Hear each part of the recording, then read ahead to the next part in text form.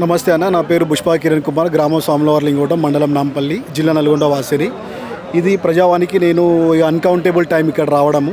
నేను 33 అప్లికేషన్లు పెట్టుకున్నాను 2023 నుంచి నేటి వరకు. ఏ అప్లికేషన్కు కూడా నేటి వరకు పూర్తి న్యాయం నాకు జరగలేదు.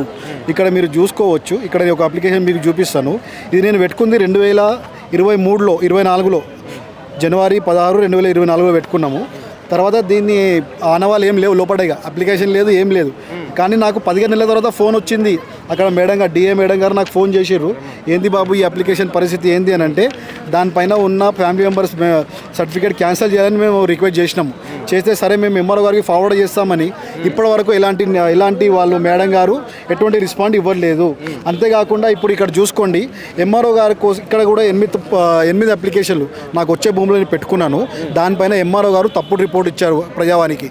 నేను తప్పుడు రిపోర్ట్ ఇచ్చి సార్ అని నేను అక్కడ మేడం గారిని సార్ గారిని కలిసినప్పుడు మళ్ళీ చిన్నారెడ్డి సార్ గారు స్వయంగా ఎంఆర్ఓ గారితో మాట్లాడి మళ్ళీ ఫార్వర్డ్ చేసినా కూడా నాంపల్లి ఎంఆర్ఓ జి దేవసింగ్ గారు ఇప్పటి వరకు ఎటువంటి న్యాయం చేయకుండా మాకు అన్యాయానికి బలి చేస్తూ ఉన్నారు. అట్టి విషయంలో నేను గౌరవ టూరిజం మినిస్టర్ జూపల్లి కృష్ణారావు గారు, ఇంకా మన హెల్త్ మినిస్టర్ గారు, వాళ్ళిద్దరిని గాంధీ భవన్లో కూడా కలవడం జరిగింది. కానీ ఎంఆర్ఓ గారు తన అధికారంతో ఎటువంటి న్యాయం మాకు చేయడం లేదు. మరి అట్లా చేయడానికి కారణం ఏంటి? ఎంఆర్ఓకి మీకు ఏం సంబంధం? అదే మాకు అర్థం కాని పరిస్థితి ఉంది ఈరోజు. ఎంఆర్ఓ గారికి మాకు ఇప్పుడు అంతకుముందు కూడా మాజీ ఎంఆర్ఓ గారి పైన ఎఫ్ఐఆర్ చేయించినాం మేము. ఆయన నాకు రావాల్సిన భూమి మా అక్క పేరు పైన తప్పుడు పద్ధతిలో మా అక్క పేరు పైన ఎక్కించడం వల్ల వాళ్ళపైన కోర్టు ద్వారా ఎఫ్ఐఆర్ చేయించడము.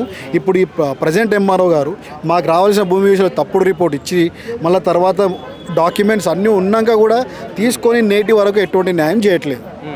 మరి అట్లా ముందు ఎట్లా ఉండబోతుంది కార్యాచరణ? మీ ఛానల్ ద్వారా, ఐద్వేష్ ఛానల్ ద్వారా గౌరవ మన రేవంత్ రెడ్డి గారిని కోరుకుంటూ ఉంటున్నాము.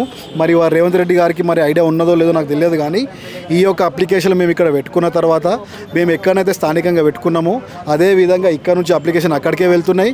మళ్ళీ అదే జరుగుతూ ఉంది ఇంతకుముందు జరిగినట్టు. ఇక్కడ పెట్టుకోవడం వల్ల ఒకటేంటంటే ఒక మెసేజ్ వస్తుంది మనకు, అంతే కానీ దానిపైన ఫర్దర్ యాక్షన్ కానీ ప్రొసీజర్ ఏమైంది, న్యాయం ఏం జరుగుతుంది, న్యాయం ఏం చేయాలి అని దాని ఫర్దర్ యాక్షన్ ఏది జరగట్లేదు. కాబట్టి గౌరవ రేవంత్ రెడ్డి గారిని మీ ఛానల్ ద్వారా కోరుతున్నాను, తక్షణమే నా యొక్క 33 అప్లికేషన్లకు న్యాయం చేయండి అని. ఎన్నిసార్లు వచ్చారు మీరు? ఈ అన్కౌంటబుల్ ఇప్పుడు 33 అప్లికేషన్ మీరు చూసుకోవచ్చు అన్న. ఈ అప్లికేషన్ ఇవ్వడానికి ఒకసారి వస్తాము, మళ్ళీ దాన్ని ఫాలో చేయడానికి మళ్ళీ ఇంకా 3 సార్లు వస్తాము. అంటే మీరు అర్థం చేసుకోండి, మనము కనీసం 50-60 లక్షల రూపాయల దాకా ఖర్చు కావచ్చు. నేను ఇక్కడికి ఓన్లీ తిరగడానికి, అప్లికేషన్లు పెట్టుకోవడానికి, ఈ తిండికి, ఈ ఎండకు, ఈ వానకు, ఈ గాలికి తట్టుకు, ఇక మీరు అర్థం చేసుకోండి. ఇక మనం యంగ్గా ఉన్నాం కాబట్టి ఇంకా ముసలోళ్ళు అయితే ఇంకా వాళ్ళ పరిస్థితి ఏదో మనకైతే తెలియదు. కానీ మనము రావాల్సిన ప్రతి దాంట్లో మనకు చాలా అన్యాయం జరుగుతూ ఉంది. మామూలు అన్యాయం కాదు.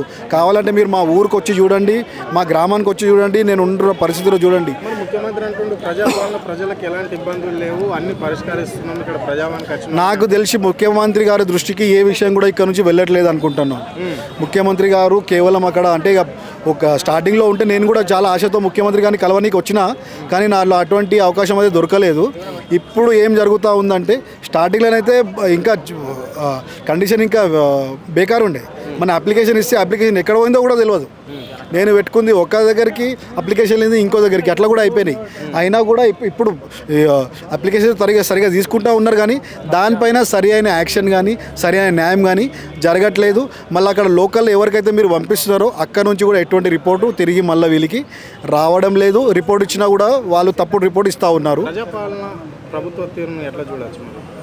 ప్రజాపాలన అనేది ప్రజలందరికీ ఒక ఆశలాగాన. ఎందుకంటే ప్రజలందరూ ప్రతి ఒక్కరికి అన్యాయం జరుగుతూ ఉంది సమాజంలో. అన్యాయం జరుగుతున్న వాళ్ళందరికీ ఒక ఆశ ఏంటంటే ప్రజావాణి ద్వారా మాకు న్యాయం జరగాలని ఆశతో ఎన్ని డబ్బులైనా ఎంత దూరమైనా పొద్దుగాల 4 గంటలకు లేచి వస్తారు. మీకు ఐడియా ఉంటుంది, 4 గంటలకు లేస్తారు, 5 గంటలకు లేస్తారు. మళ్ళీ వీడికి వచ్చినాక కాగితం ఉండదు, మళ్ళీ ఉరకాలే. ఒక జిరాక్స్ కోసం కిలోమీటర్ పోవాలి, మీకు తెలుసో తెలియదో కానీ కిలోమీటర్ పోయి జిరాక్స్ తీసుకొని వచ్చి మళ్ళీ లోపల ఇవ్వాలి, సబ్మిట్ చేయాలి.